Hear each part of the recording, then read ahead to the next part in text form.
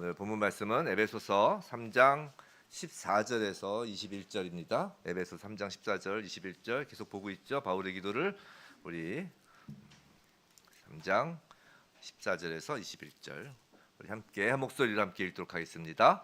이러므로 내가 하늘과 땅에 있는 각 족속에게 이름을 주신 아버지 앞에 무릎을 꿇고 비노니 그의 영광의 풍성함을 따라 그의 성령으로 말미암아 너희 속사람을 능력으로 강건하게 하시오며 믿음으로 말미암아 그리스도께서 너희 마음에 계시게 하시옵고 너희가 사랑 가운데서 뿌리가 박히고 터가 굳어져서 능히 모든 성도와 함께 지식에 넘치는 그리스도의 사랑을 알고 그 너비와 길이와 높이와 깊이가 어떠함을 깨달아 하나님의 모든 충만하신 것으로 너희에게 충만하게 하시기를 구하노라.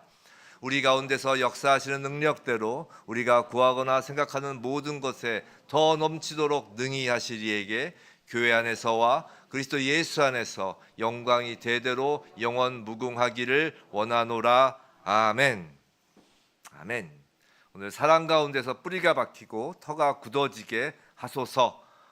우리 말씀이 그대로 기도가 되어 또 제목으로 이렇게 했습니다.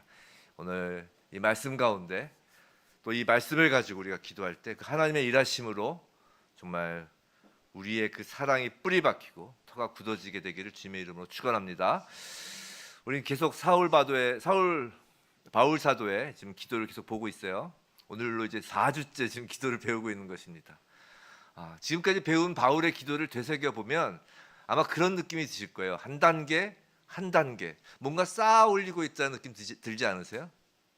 어떤 최종 목적지를 향해 이렇게 나아가고 있다는 느낌 들지 않으시냔 말이에요. 첫째로 무엇이었죠? 하나님의 통치를 위해 기도하였어요. 무릎을 꿇었다라는 것은 내 원대로 마옵시고 하나님의 뜻대로 이루어 주옵소서. 즉 온전히 순복한다는 것이죠. 우리의 기도는 온전히 순복하는 것에서 시작하잖아요. 그리고 나서 이제 그런 기도를 통해 이제 하나님은 하나님의 뜻을 이루기 시작하십니다. 그것이 하나님의 의라고 하였죠. 그 의에 대한 거 이제 둘째 날 기도였습니다. 하나님께서 하시는 그 첫 번째 일은 먼저 우리의 속사람을 강건하게 하는 일이었어요. 그럼 그렇게 속사람을 강건하게 하시고 그 다음에 무엇을 하시나요? 셋째 날 기도였죠. 믿음으로 말미암아 우리 마음에 그리스도께서 계시게 하시는 거예요.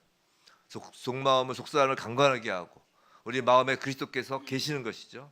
그럼 예수 그리스도께서 우리 마음에 거하시는 결과, 계시는 결과 그것으로서 바로 오늘 우리가 살펴볼 우리가 사랑 가운데 뿌리가 박히고 터가 굳어지게 되는 것입니다.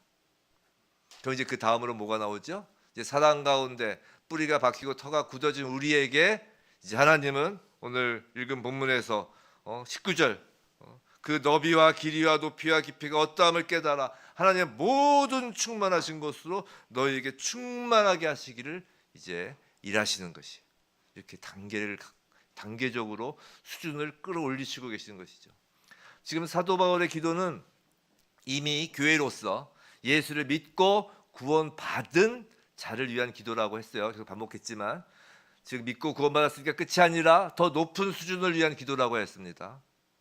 오늘 하나님께서 우리를 하나님이 원하시는 수준으로 만드시는 일 중 어쩌면 가장 중요하다고 할 수 있는 주제죠. 바로 사랑입니다. 사랑.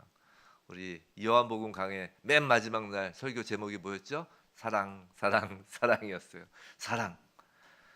사랑 중요하죠. 중요하니까 어쩌면 다음 주에도 이 사랑을 주제로 할 것 같은데 오늘은 뿌리를 내리고 터만 닦도록 하겠습니다. 성도 여러분, 내 마음에 예수 그리스도께서 계시다라는 것을 확인할 수 있는 표지가 무엇이라고 했나요? 저번 주에 지난주 설교에서 그것은 인격의 변화라고 그랬어요. 인격의 변화. 내 마음에 예수께서 계시다라는 것의 표지가 인격의 변화라고 했어요. 헌금 많이 내는 거 아니고요. 교회에서 봉사하며 또 구제하고 선교하는 것 아니에요. 교회 직분으로서 이렇게 목사로 이렇게 있고 또 장로 되었다고 예수가 내 안에 계신 것의 표지가 될 수는 없어요. 그렇다고 해서 그것들이 중요하지 않다는 건 아니에요. 다만 그런 헌금, 헌신, 구제, 선교, 목사, 장로는 가짜도 할 수 있다는 것이에요. 근데 인격의 변화는 갈라디아서에서 말씀하신 그 사랑과 희락과 화평과 오래 참음, 자비, 양성, 충성, 온유, 절제, 즉 성령의 열매는 진짜가 맺어지는 표지라고요. 그럼 그 성령의 열매들, 그 9가지를 쭉 나열했는데 그것을 한 단어로 요약하면 무엇인가? 바로 단연코 사랑이에요. 그래서 사랑이 제일 앞에 나오는 거예요. 제일 앞에 나와서 모든 것을 대표하는 것이죠. 사랑입니다. 로마서 13장 8절 이런 말씀이 있어요. 피차 사랑의 비되에는 아무에게든지 아무 빚도 지지 말라. 남을 사랑하는 자는 율법을 다 이루었느니라.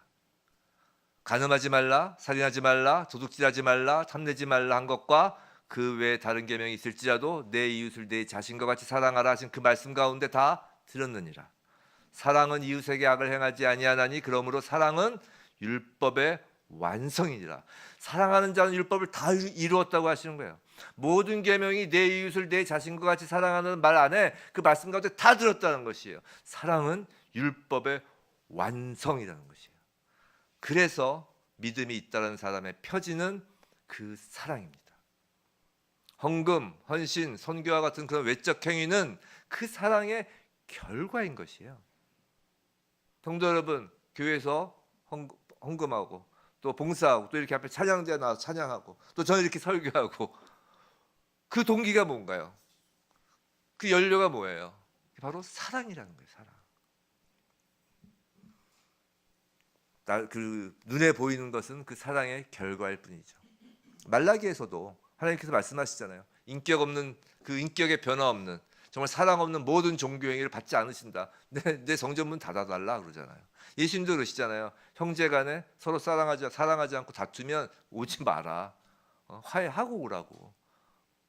하나님이 원하시는 것은 인격의 변화이고 인격의 변화 중에 가장 중요한 것이 뭐라고요? 사랑인 거예요. 성도인 우리가 신앙생활에서 가장 먼저 챙겨야 할 것은 인격이에요. 중요한 것은 믿는 내가 무엇을 하고 있는지가 아니라 나는 사랑하고 있는가입니다. 만약에 우리가 이제 심판대 앞에 서면 하나님께서 무엇을 재어보실까요?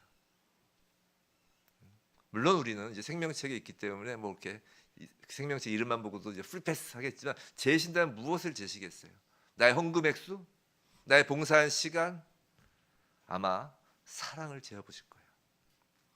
성도 여러분, 교회의 목표가 그럼 뭔가요? 지금 교회에 대하여 지금 사도 바울이 기도하고 있잖아요. 교회의 목표가 뭐예요? 교회에서는 말씀을 강조합니다. 그죠? 또 기도를 강조해요. 전도를 강조합니다. 하지만 그것이 목표는 아니라는 것이에요. 그게 목적이 되어서는 안 된다고요. 지금 말씀, 기도, 예배, 전도가 중요하지 않다는 것이 아니라 그것 자체가 목적이 될 수 없다는 것이에요. 여러분께 주일날 예배 나오는 거, 이 예배 자체가 목적이 될 수 없어요. 새벽 예배 나오시고 새벽 예배 자체가 목적이 될 수 없고 하루에 1시간씩 성경을 읽는 것 그 자체가 목적이 될 수 없어요. 그럼에도 불구하고 이 말씀, 기도, 예배, 전도를 교회에서 강조하는 것은 그것을 통해서 하나님께서 당신의 자녀를 사랑하는 자, 거룩한 자로 만들어내시기 때문에 강조하는 거예요. 뭐 예를 들면 우리가 자녀들에게 이제 공부하라고 강조하죠. 왜 공부해 그러죠. 그럼 공부를 왜 하라고 하세요? 우리 자녀들 지금도 키우고 계신 분 계시고 또 이제 공부할 나이에 자녀를 키우시는 분도 계시고 이미 또 키우신 분도 있지만 여하튼 왜 자녀들에게 공부를 하라고 하나요? 돈 많이 벌어오라고요? 돈 잘 벌라고? 학창 시절에 공부 잘하는 사람이 돈 잘 버는 거 아니에요. 저도 보면 제 고등학교 친구들 중에 그렇게 보면 정말 돈을 그 잘 벌었던 지금 잘 벌고 있는 친구들은 거의 고등학교 때 정말 안 해본 거 없이 놀았던 친구들이 돈을 잘 벌더라고요. 겁나는 게 없는 거예요. 오히려 공부 잘했던 친구들은 그냥 그 정도. 그냥. 그럼 또 공부를 많이 해서 훌륭한 사람이 되라고요? 공부 많이 하는 사람 중에 훌륭하지 않은 사람이 얼마나 많다는 걸 우리는 인생 경험을 통해 잘 알잖아요. 그럼 공부를 왜 하라고 하세요? 돈 버는 것도 아니고 잘 사는 것도 아니고 훌륭해지는 것도 아니면 왜 공부를 왜 하라고 하세요? 그건 그 나이에 성실과 책임을 훈련시키는 방법이 공부이기 때문이에요. 뭐 누군가에겐 그것이 운동일 수도 있는 것이고요. 그죠? 고등학교 때 미적분 배우잖아요. 그 미적분 고등학교 때 배우셨잖아요. 그 지금 써먹는 분 계세요? 뭐 과일값 계산하는데 미적분 쓰세요? 아니잖아요. 근데 왜 배워요? 왜냐하면 그 나이에 이 뇌의 기능을 향상시키는 데 가장 좋은 방법이 그 미적분 수학이기 때문에 배우는 것이에요. 마찬가지예요. 우리가 성경을 읽고 기도를 하며 함께 모여 예배를 드리고 전도하는 것은 중요해요. 학생이 공부하는 것처럼 중요합니다.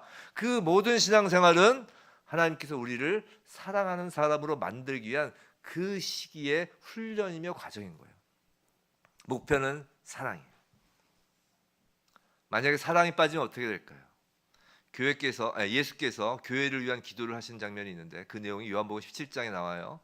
말씀이 길어서 이제 자막 만드는데 힘들었는데 힘들게 자막을 만들었으니까 우리 한번 같이 읽어봅시다. 자막 띄워주시고 한 절씩 교독하겠습니다. 좀 길어서 요한복음 17장인데 제가 먼저 읽겠습니다. 지금 내가 아버지께로 가오니 내가 세상에서 이 말을 하옵는 것은 그들로 내 기쁨을 그들 안에 충만히 가지게 하려 함이니이다. 14절 내가 아버지의 말씀을 그들에게 주었사오매 세상이 그들을 미워하였사오니 이는 내가 세상에 속하지 아니함 같이 그들도 세상에 속하지 아니함으로 인함이니이다. 내가 비옵는 것은 그들을 세상에서 데려가시기를 위함이 아니요 다만 악에 빠지지 않게 보존하시기를 위함이니이다. 내가 세상에 속하지 아니함 같이 그들도 세상에 속하지 아니하였사옵나이다. 그들을 진리로 거룩하게 하옵소서. 아버지의 말씀은 진리니이다. 그들을 세상에 보내었고 또 그들을 위하여 내가 나를 거룩하게 하오니 이는 그들로 진리로 거룩함을 얻게 하려 함이니이다. 내가 비옵는 것은 이 사람들만 위함이 아니요 또 그들의 말로 말미암아 나를 믿는 사람들도 위함이니 아버지여 아버지께서 내 안에 내가 아버지 안에 있는 것 같이 그들도 다 하나가 되어 우리 안에 있게 하사 세상으로 아버지께서 나를 보내신 것을 믿게 하옵소서. 함께요 내게 주신 영광을 내가 그들에게 주었사오니 이는 우리가 하나 된 것 같이 그들도 하나가 되게 하려 함이니이다. 이것은 예수님께서 우리 주님께서 교회를 향한 기도예요. 교회를 위한 하나님께 드린 기도죠. 이 기도에는 그래서 교회에 나타나야 할 표지가 있어요. 자, 예수께서 기도하셨다는 것은 반드시 이를 이루시겠다는 예수님의 결심이에요. 하나님이신 예수님의 결심입니다. 그렇기 때문에 반드시 나타난다는 것이에요. 교회에 반드시 나타나는 표지라는 것이죠. 이게 5가지인데 뭐 다시 안 띄워도 돼요. 5가지 뭐였냐면 지금 읽은 본문에서 나타나는 게 기쁨, 거룩, 진리, 선교, 하나됨, 즉 연합이에요. 다시요. 기쁨, 거룩, 진리, 선교, 하나됨, 즉 연합. 근데 이 모든 것의 근거이자 이 모든 것의 목표는 사랑이어야 한다는 것이에요. 자, 예를 들어서 사랑이 빠지면 어떻게 되나 봅시다. 자, 사랑이 빠진 기쁨은 뭐가 돼요? 쾌락이 되는 것이에요. 자, 사랑이 빠진 거룩은 뭐가 돼요? 그냥 자기 자랑이 돼요. 사랑이 빠진 진리는 타인을 정죄하는 냉혹한 종교인이 되고요. 사랑이 빠진 선교는 제국주의와 같은 침략이 되는 것이에요.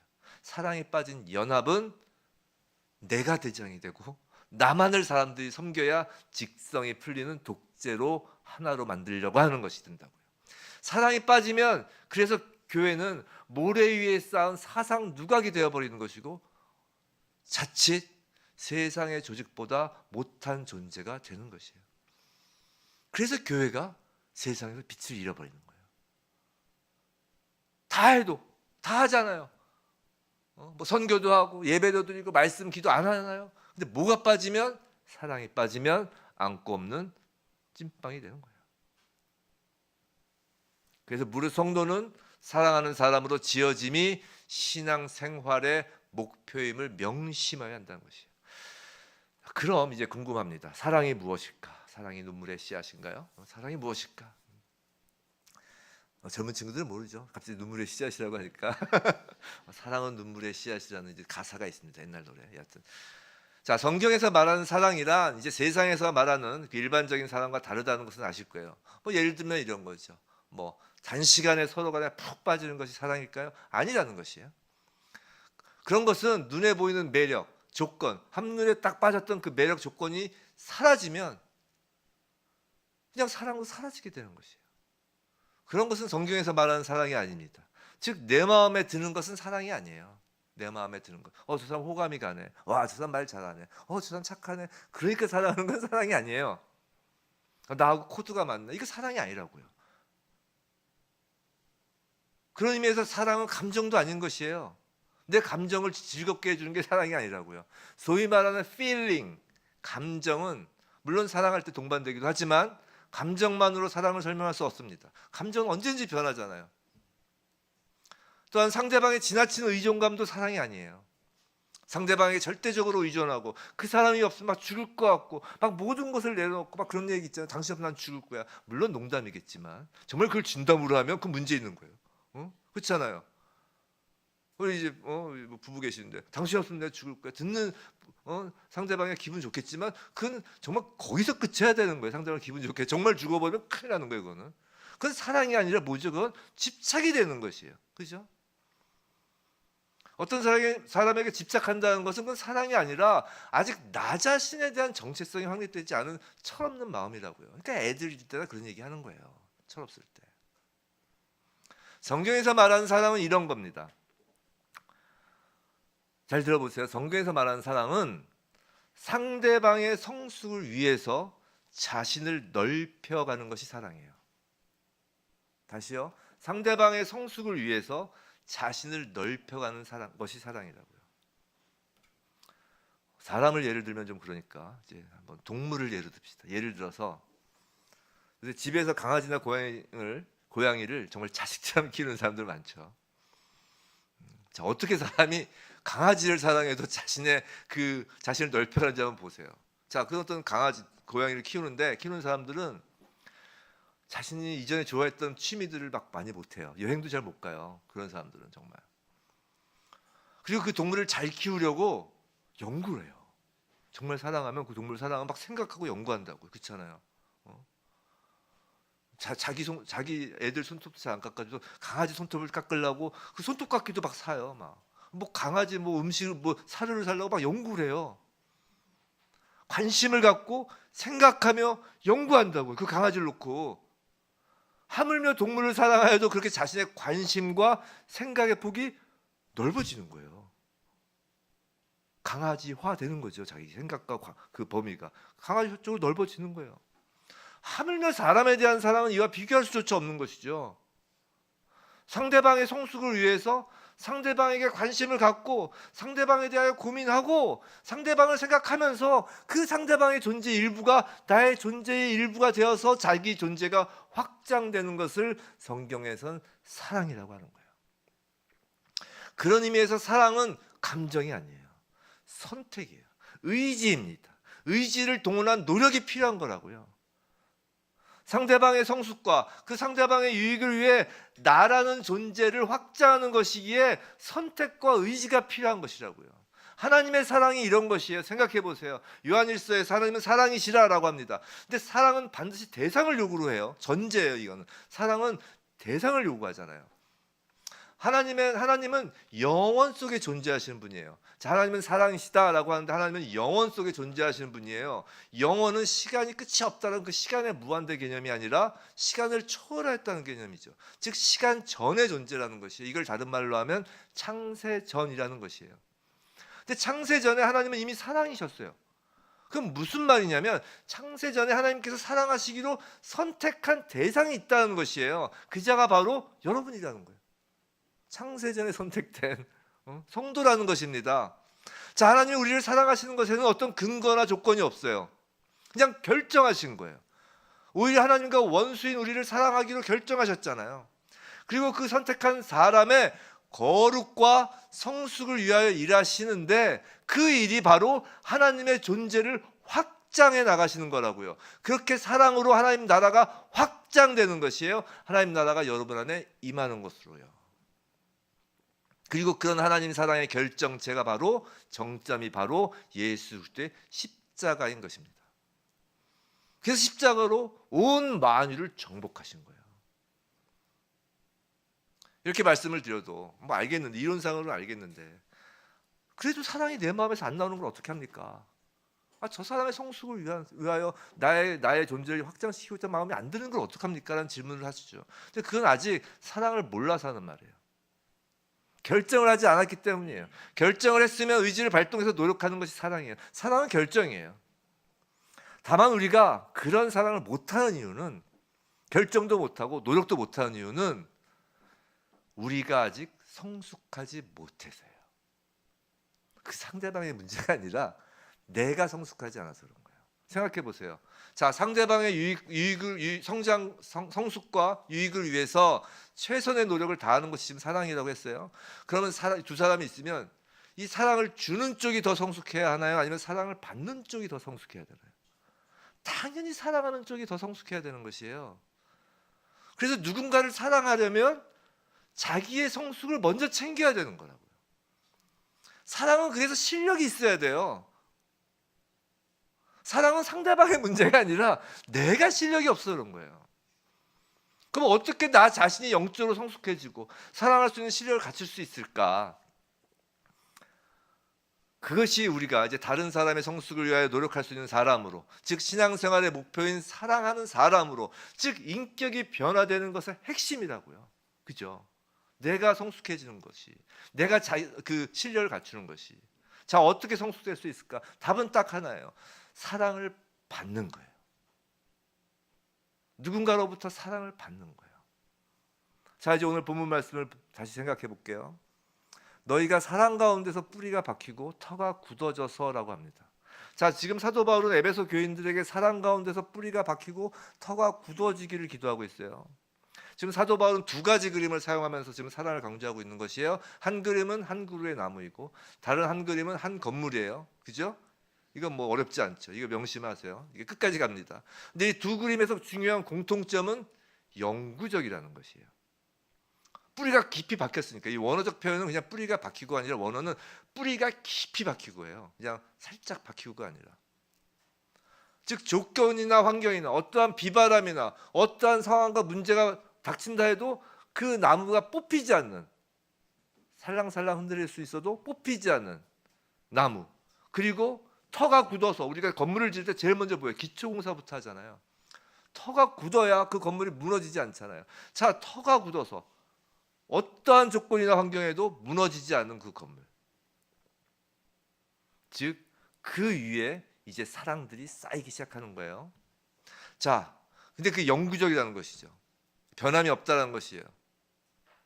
또 뿌리가 깊은 나무에서 우리가 연상되는 것은 생명이죠. 나무의 생명, 그죠? 그 생기예요. 힘이죠. 힘과 성장에 대한 가능성까지 보여주는 거예요.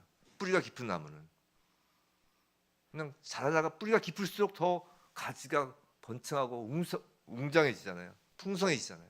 또 터가 굳은 건물은 또 무엇을 우리한테 보장해 주나요? 무엇이든지 담아도 넉넉하게 하는 거예요. 어디까지 담는다고요? 만물을 담는다는 거 아니에요. 가히 하나님의 모든 충만하신 것으로 우리에게 충만하게 하기 위한 기초가 되는 거라고요. 아까 단계를 쌓아간다고 그랬잖아요. 맨 마지막에 뭐라고요? 하나님의 모든 충만한 것으로 우리를 충만하게 하려면 뿌리가 깊어야 되고 터가 단단해야 된다는 것이에요. 그래서 깊은 뿌리와 굳은 터가 바로 사랑의 실력이라고요. 우리 자신의 성숙이라고요. 자, 우리가 사랑할 실력이 있어야 다른 사람의 유익을 위하여 노력할 수 있고, 우리 자신이 성숙하여야 다른 사람을 성숙하도록 하는 그 사랑을 할 수가 있어요. 나무가 생명과 힘이 있어서 성장을 하고 건물이 온갖 세상의 무게를 감당할 수 있는 것처럼 말이에요. 그게 뿌리이고 터라고요. 생각해 보세요. 사랑은 한순간에 빠지는 감정, 필링이 아니라 상대방의 성숙을 위해 노력하는 것이라고 했다고요. 그래서 성숙을 위해서는 그냥 샤방샤방만 하지 않는다고요. 막 책망하기도 하고 질책하기도 하잖아요. 그래서 고린도전서 13장에 그 사랑장에서 그런 말도 있잖아요. 사랑은 불의를 기뻐하지 아니하며 진리와 함께 기뻐하는 것이다. 이런 말이 있잖아요. 영적 성숙을 목표로 하기 때문에 그냥 뭔 짓을 해도 좋아만 하는 것은 사랑이 아니라고요. 우리가 자녀 키워보면 아시잖아요. 자녀를 망치려면 어떻게 해야 돼요? 무조건 칭찬하면 자녀를 망치는 거예요. 그죠? 자녀 망치기가 쉬워요. 무조건 해달라는 거 다 해주고 무조건 칭찬만 하면 그 자녀를 망쳐야지 하는 거하고 똑같은 거라고요. 잘해주는 게 아니라. 그래서 진정한 사랑은 그래서 때로는 오해를 받기도 하고 욕을 먹기도 하는 거예요. 사랑은 샤방샤방한 것이 아니라 치열한 것이라고요. 성장을 시켜야 되는 것이기 때문이에요. 그래서 하나님도 우리에게 책망하시고 질책하시고 고난을 주시기도 하고 징계를 주시기도 하고 그렇게 하시는 거라고요. 그럼 어떻게 우리는 하나님을 원망하죠. 마치 우리 자녀들이 부모인 우리를 원망하는 것처럼요. 하나님께서 그저 샤방샤방하지 않으시기 때문에 하나님을 원망하는 거라고요. 어찌 이러실 수 있습니까? 라고 하면서 하나님의 사랑은 우리를 성숙시키는 사랑으로서 그 사랑 안에는 하나님의 성실과 일하심과 하나님의 품성이 담겨 있는 거예요. 자, 그러면 우리 성숙의 그 기초는 무엇이냔 말이에요. 어떻게 해야, 아까 그 질문으로 다시 그 핵심, 어떻게 해야 우리가 성숙하여져서 다른 이들의 성숙을 위해 그들을 사랑할 수 있겠냐는 말이죠. 그 해답이 사랑 가운데 뿌리가 박히고 터가 굳어진다는 것인데, 그럼 그게 도대체 뭐냐는 거예요, 구체적으로. 하나님께서 우리를 사랑하실 때 우리 자신이 어떠하길 원하시면서 사랑하신다고 생각하세요?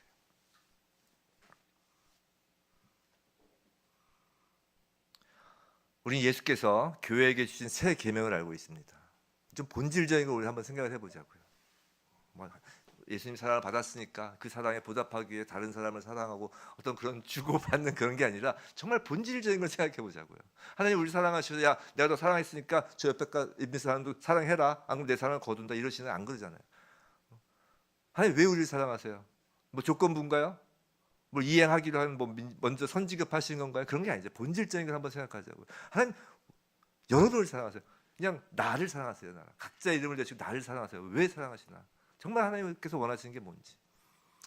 우리 예수께서 교회에 주신 세 계명을 알고 있죠. 요한복음 13장 14절, 내가 너희를 사랑한 것 같이 너희도 서로 사랑하라예요. 그죠?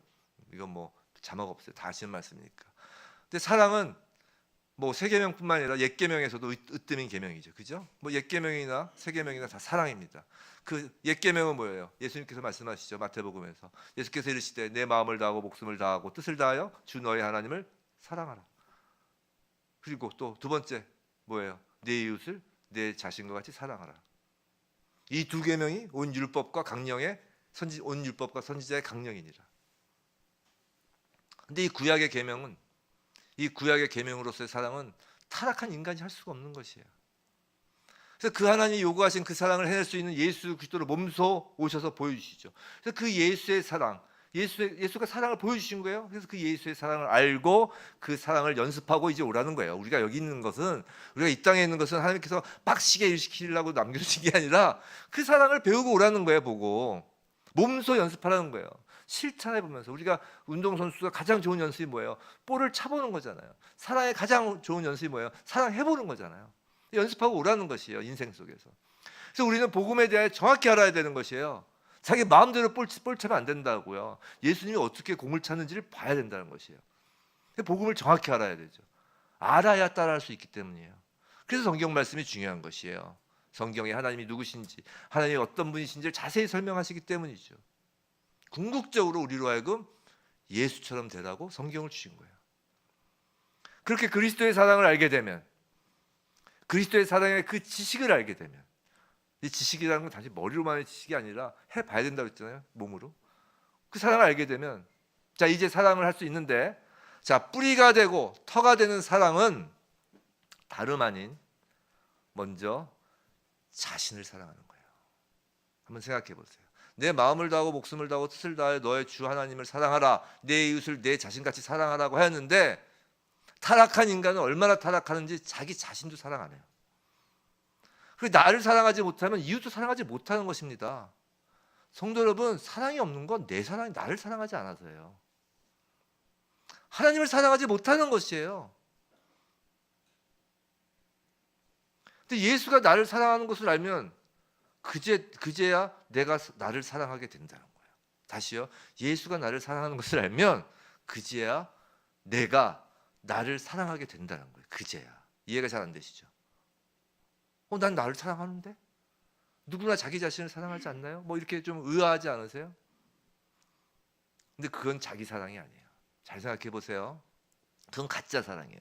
세상은 여러분을 무엇으로 평가하나요? 조건과 환경으로 평가해요. 직책으로 평가하잖아요.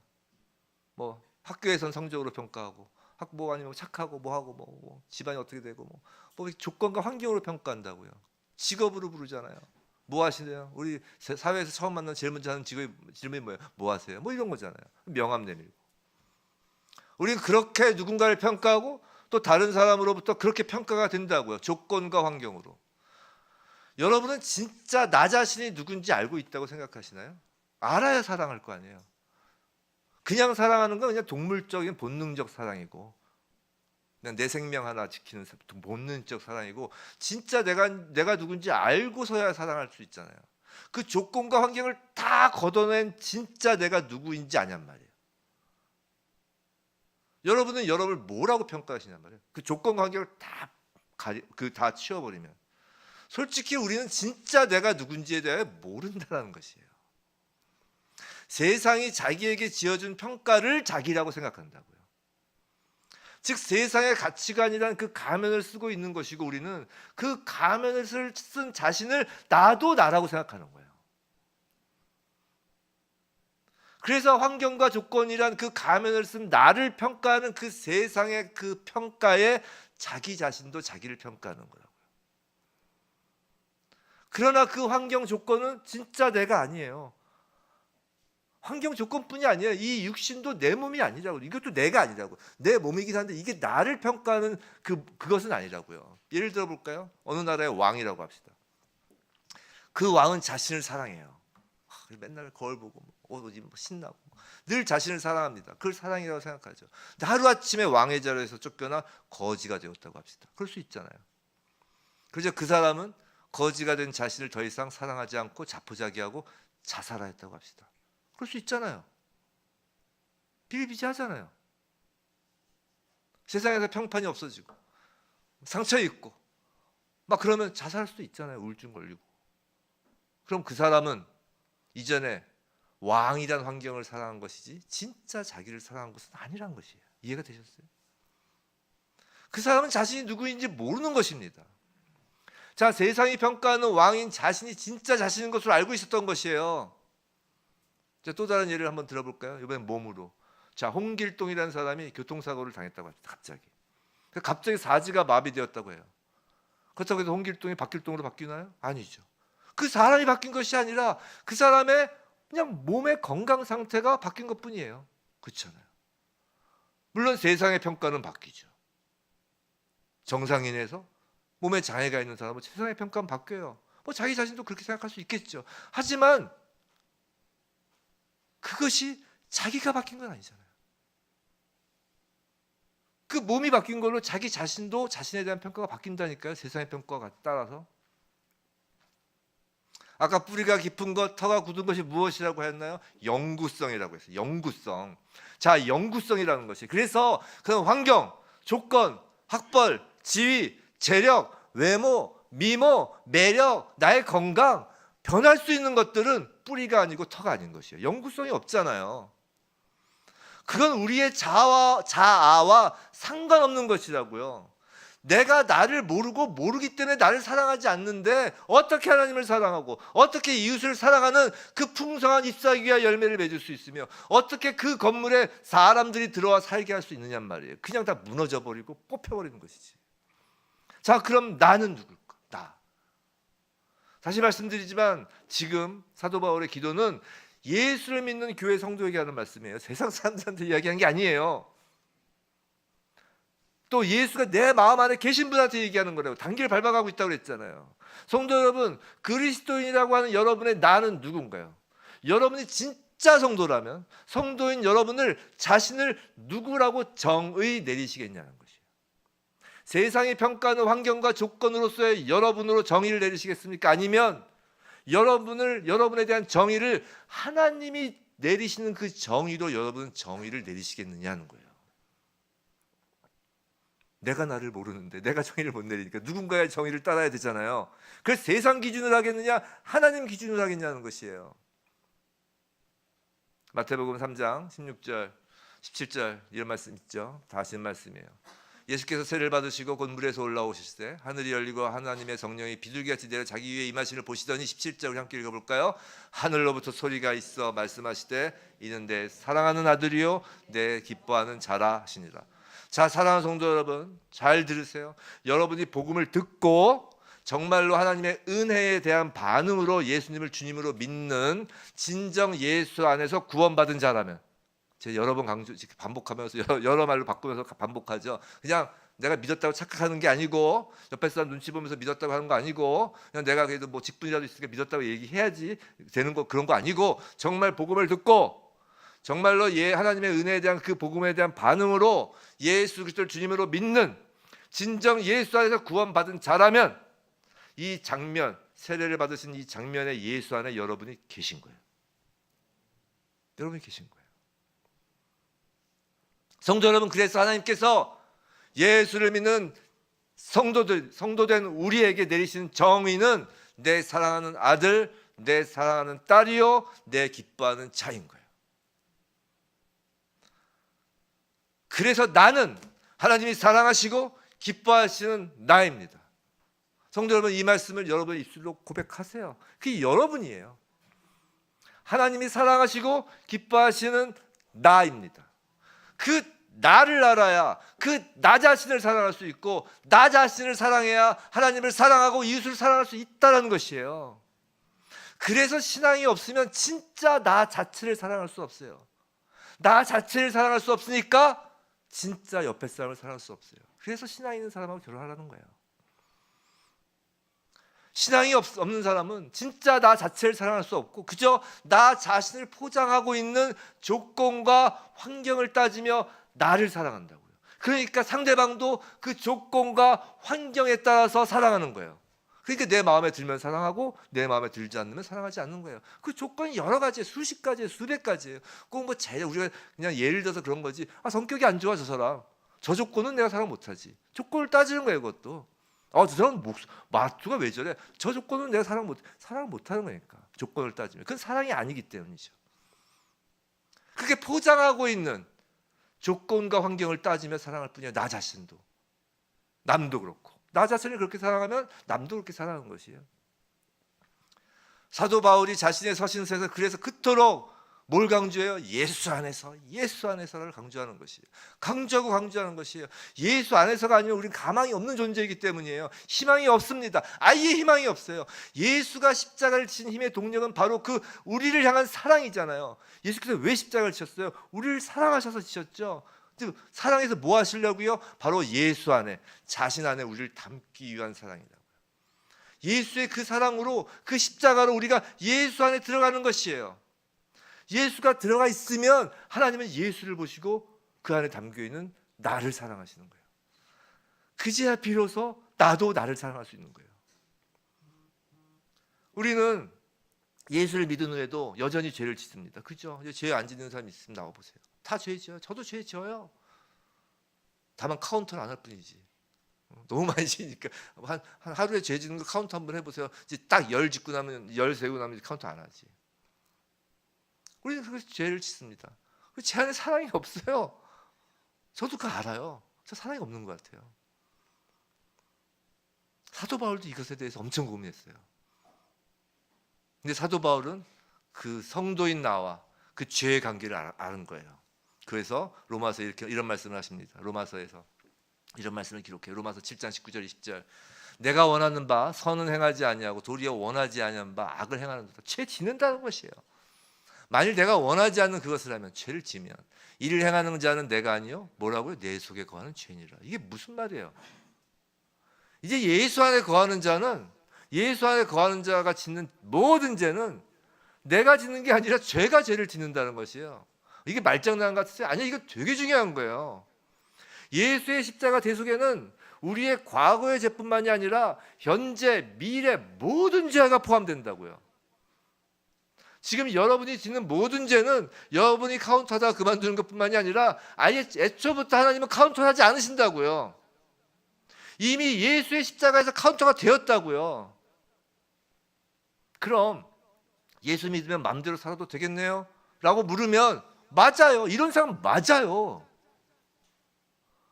근데 진짜 예수를 믿는 사람이라면 예수가 우리 안에 계시고 우리가 예수 안에 있기 때문에 막 살고 싶은 생각이 별로 안 드는 거예요.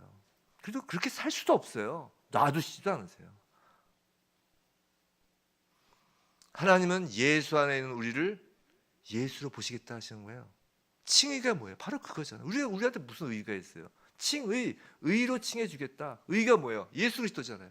우리를 예수로 봐준다는 거예요. 예수가 됐다는 게 아니라 하나님께서 봐주신다는 거예요. 우리를 작은 예수로 봐주신다고요. 죄를 짓는 우리는 이미 십자가에서 죽은 거라고요. 사단은 우리를 죄라는 신길 속에 계속 가두려고 하지만 우리의 실제는 예수 안에 있는 하나님의 자녀이며 예수 안에서 하나님이 기뻐하시는 자라고요. 우리 안에 남아있는 죄의 습성, 경향이 죄를 짓는 것이지 이제 그것은 더 이상 우리와 상관이 없는 거라고요. 그래서 그리스도인은 죄에 민감해야 돼요. 그리고 끌어내야죠. 하지만 설사 그 죄의 경향, 죄의 습성으로 죄를 지었다고 해도 그 죄책감에 자신의 발을 묶어두고 자신을 미워하며 낙심하지 말아야 한다는 거예요. 가룟 유다처럼 그 나무에 목을 매면 안 된다는 것이에요. 자신을 미워하지 하면 안 된다는 것이에요. 예수가 우리를 사랑하심으로 내 안에 예수가 있기에 나도 나를 사랑하는 것입니다. 특별히 청년님들, 청년분들, 내가 나를 사랑하는 것은 예수가 우리를 사랑했기 때문이에요. 그 매우 중요해요. 내가 나를 사랑하는 건 내가 원수였을 때, 진노의 자식이었을 때 나를 선택하시고 결정하신 사랑이라고요. 그 무엇도 끊을 수 없는 사랑이에요. 근데 뭐라고 내가 나에 대한 사랑을 끊느냔 말이에요. 여러분을 향한 사랑을 끊어버리지 마세요. 하나님이 여러분을 사랑하십니다. 그 예수의 사랑을 알면 알수록 그 사랑 안에서 우리는 자신을 사랑하는 그 뿌리가 깊어지고 터가 단단해지는 것이에요. 뿌리와 터의 또 하나의 공통점은 깊어지고 단단하기 위해서 시간이 오래 걸린다는 거예요. 하루아침에 안 된다는 것이에요. 왜냐하면 우리는 너무나 그동안 죄에 쌓여 있었고 또 지금도 이 죄에 쌓여 있는 세상 속에 살고 있고 그 조건과 환경이라는 걸 막 흔드는 그 사단 속에 있기 때문에 시간이 걸려요. 뿌리를 내리는 그 땅 자체가 이 땅 자체가 저주받은 땅이잖아요. 그러니까 뿌리를 내리는 힘이 들어요. 털을 닦으려고 기초를 닦으려고 해도 힘이 들어요. 오래 걸립니다. 예수를 사랑하면 할수록 예수의 사랑을 알면 알수록 그래서 예수의 사랑을 날마다 알아가는 거예요. 시간이 걸려요. 그 예수의 사랑을 알아가면 알수록 내 자신을 더욱더욱 사랑하게 되는 것이에요. 그래서 조건도 환경도 흔들 수 없는 어떤 무게도 견딜 수 있는 변할 수 없는 사랑으로 뿌리를 내리는 것이에요.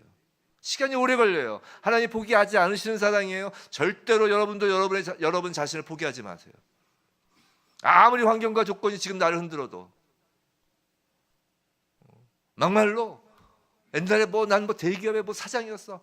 근데 지금은 내가 아무것도 일용직 노동 뭔 상관이란 말이에요. 그걸로 하나님의 나를 향한 사랑 변하지 않으세요. 그런 조건으로 내 자신을 내 스스로를 사랑하는 것을 포기하지 마시라고요. 환경과 조건이 나를 흔들어도 그건 사랑과 무관한 거예요. 속지 말고 끝까지 자신을 사랑하시기 바랍니다. 우리는 늘 조건적인 사랑만 주고받았기 때문에 무조건적인 진짜 사랑을 몰라요. 하물며 부모 자식 간의 사랑도 인간의 사랑은 조건적인 사랑으로 막 뒤엉켜 있어요. 아닌 것 같이 하지만 하나님은 지금도 죄를 짓고 있는 우리를 사랑하신다고요.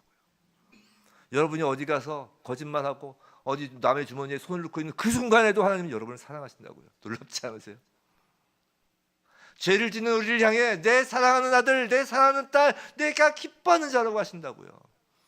이사야서 43장에 이런 말씀이 있어요. 하나님께서 우리를 향해 말씀하시는 거예요. 내가 너를 구속하였고 내가 너를 지명하여 불렀나니 너는 내 것이라. 그리고 이어서 그 이사야서 말씀에 이런 말씀이 있어요. 애굽을 너의 속량물로 구스와 스바를 너를 대신하여 주었노라. 이게 무슨 말이에요? 그 애굽이란 나라, 그 스바, 구스를 나 하나를 위해 바꾸시겠다는 것이에요. 성도 여러분, 여러분은 하나님 눈에 천하보다 귀한 것이에요. 죄에 속지 마세요. 세상의 평판, 세상의 기준, 조건, 환경에 속지 마십시오. 그것으로 여러분 자신을 평가하지 마세요. 그러면 사랑을 못해요. 억지로 짜내야 되는 거라고요. 아니 그렇게 사랑하라고 하지 않으셨어요. 그 세상의 기준, 조건, 환경, 평판은 여러분 자신이 아니에요. 여러분은 하나님께서 사랑하시는 자녀, 하나님이 기뻐하시는 자입니다. 그렇기 때문에 여러분은 여러분 자신을 진짜 사랑해야 돼요. 가면을 쓰지 않은 자신을 사랑해야 합니다. 여러분이 예수 안에 있고 여러분을 사랑하는 예수가 또 여러분 안에 계시기 때문이에요. 사랑은 상대가 있어야 된다고 했잖아요. 여러분 안에는 예수가 우리한테 매일 이야기하시는 거예요. 사랑한다, 사랑한다. 그럼 우리는 나 자신을 객관적으로 볼 수 있는 거예요. 예수의 시각으로. 나 자신을 제발 세상의 평판을 보지 마세요. 진짜 나를 보아야 합니다. 내가 누군가를 알아야 돼요. 외부에서 불러주는 내가 아니라 예수 그리스도 안에서 예수가 불러주는 나를 발견하고 사랑해야 한다고요. 세상은 진짜 나를 인식할 수 없도록 온갖 잡다한 것으로 나를 포장해요. 그래서 세상 사람들은 그 포장지를 얻기 위해 평생을 노력하는 거예요. 그렇잖아요. 알맹이는 빼고 포장지만 얻으려고 노력하다가 인생 끝나는 것이 세상 사람이라고요. 누구는 그 포장지를 자랑하다가 끝나고 막 흔들려서 자랑하다가 끝나고, 누구는 그 포장지를 얻지 못하였다고 한탄하다가 죽는 거라고요. 하지만 우리는 예수 안에서 하나님의 자녀로서의 그 존재, 그 자체로 우리는 기뻐하고 자랑하는 거라고. 포장지가 아니라. 이처럼 하나님의 자녀, 하나님의 기쁨이라는 존귀한 나 자신을 발견하고 나 자신을 사랑하는 사람만이 하나님을 사랑하고 나와 똑같은, 너 자신을 사랑한 것처럼 이웃을 사랑하라면서 나와 똑같은 그 존귀한 내 곁에 있는 형제 자매를 사랑하는 것이에요. 비록 아직도 죄를 짓고 있지만, 여전히 내 마음에 들지 않지만, 내 마음에 드는 것은 하나도 없지만 그냥 사랑하는 것이, 왜냐하면 내가 나를 사랑하니까. 하나님이 나를 사랑하셨기에, 또 그런 나를 내가 또 사랑하기에 죄를 짓고 있는 형제도 사랑할 수 있는 것이에요. 우리가 하나님과 원수되었을 때 하나님이 사랑하기로 결정하셨기 때문에 우리는 교회를 무너뜨리려는 그 이교도도 사랑하는 것이에요. 그러니까 그 이슬람 그거에 가서 그 원수, 하나님을 대적하는 원수잖아요. 그래서 가서 사랑하는 거잖아요. 내 목숨을 바쳐가면서. 왜냐하면 내가 나를 사랑하기 때문에. 뿌리가 깊을수록 더 크고 높은 사랑의 나무로 자라는 것입니다. 뿌리가 깊어야, 건물의 터가 단단해야 사랑이라는 성령의 열매를 맺는 것이에요. 그리고 이렇게 자신을 사랑하고 존귀하게 만들어주신 것을 아는 사람이 하는 것이 예배예요. 예배는 헬라어로 프로스케네오라는 말인데, 이게 발에 입을 맞추다는 뜻이에요. 프로스케네오 해서 입을 맞추다. 즉 주님 감사합니다 라고 입을 맞추는 것이 예배라고요. 기쁘게 맞추는 거예요. 예배가 지겹고 의무적이고 형식적인 거라면 그건 여전히 자신이 누군지도 모르고, 그렇기 때문에 자신을 사랑하지도 않는 거예요. 예배가 힘드십니까? 자신을 사랑하세요. 솔직히 다른 사람을 사랑하는 것을 그냥 하라고 하면 어렵습니다. 다른 사람을 어떻게 사랑해요? 어렵죠. 거의 불가능해요. 더군다나 그 사람의 성숙을 위하여 하는 사랑은 시도조차 못해요. 그것이 자기를 확장하는 것임에도 불구하고 굳이 그 힘든 일을 하기 싫어합니다. 그래서 어떤 사람들은 사람 사랑하는 건 싫고 그냥 동물이나 사랑하는 거야. 보통 그러잖아. 난 사람 싫어. 배신하는 사람은 싫어. 동물은 배신을 안 해. 동물로 자기 영역을 확대하는 거예요. 또 꽃과 자연만 사랑합니다. 그냥 물 주는 대로 크니까. 그건 사랑이 아니라 이기심이에요. 이기심이에요. 자기 만족이잖아요. 성도들, 오늘 사도 바울은 교회를 향하여 기도합니다. 뿌리가 깊이 박히고 터가 굳어지길 기도하는 것이에요. 그래서 그 뿌리 깊은 나무에 하나님 사랑과 이웃 사랑의 열매가 풍성히 열리고, 굳은 터 위에 그 건물에 세상 모든 족속이 지금 거하길 소망하는 것이에요. 멋있잖아요. 에베소서 1장 23절 이 말씀 하나 읽어드리고 마치겠습니다. 우리 함께 읽어볼까요? 시작. 교회는 그의 몸이니 만물 안에서 만물을 충만하게 하시는 이의 충만함이니라. 멋있죠? 그냥 자신을 사랑하라고 하니까 와, 자기애가 아니라고요. 교회는 그의 몸이니 만물 안에서 만물을 충만하게 하시는 이의 충만함이니라. 이것을 위한 뿌리이고 터가 되는 것입니다. 부디 예수 그리스도의 그 사랑 안에서 우리 자신이 하나님의 사랑하는, 하나님께서 사랑하시는 자녀이고 하나님께서 기뻐하시는 자라는 사실을 날마다, 이게 시간이 걸린다고 그랬어요. 날마다 더욱 확실히 깨닫고, 그렇기 때문에 우리 스스로를 사랑하는 그 뿌리와 터가 날마다 더욱 깊고 단단해져서, 그래서 날마다 조금씩 더, 어떤 땐 쑥 뒤로만 안 가면 돼요. 쑥 어떨 때 조금씩이라도 하나님을 더욱 사랑하고, 그 한 걸음이라도 더 이웃과 형제를 더욱 사랑하는 그 풍성한 열매를 맺는 나무, 만물을 담는 교회가 되길 주님의 이름으로 축원합니다.